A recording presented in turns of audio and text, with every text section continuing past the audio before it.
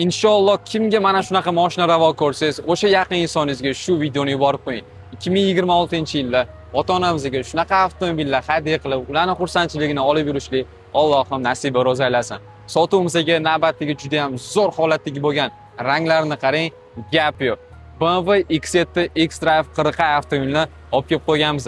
Avtomobilimiz 2025-yilda ishlab chiqarilgan va shu kungacha 12000 km masofa bosib o'tgan. Shetda o'zi like qizartirib qo'ying. Hammamizga shunaqa avtomobilni haydab yurishlik nasib qilsin akam. Gap yo'q.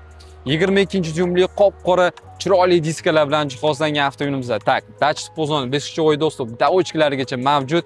Yetmaganiga kuzov полностью broneplyonka bilan qoplangan ekan.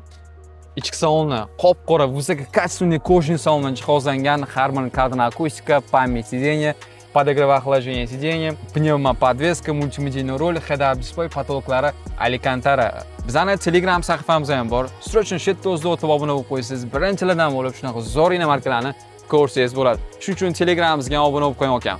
Orqa qatorlarni ko'rsatib o'tamiz. 3 ta qatorli kapitanskiy сиденья, 4-zonli klimat kontrol va albatta elektrический shtorkalargacha mavjud. Avtomobilimizni zver sotuvga tayyor bo'lib turibdi. Narxi keladigan bo'lsa, shunday pastga opsiyada yozib qoldirganmiz. Kimga ushbu X7'imizda qiziq bo'ladigan bo'lsa, pastki raqamlarga telefon qilib, baraka qo'rsanglar bo'ladi. Gap yo'q. Bosib yuboringlar.